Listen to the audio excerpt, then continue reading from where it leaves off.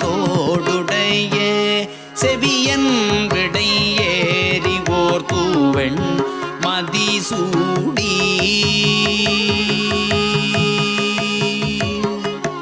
காடுடைய சுடலை பொடி பூசியன் உள்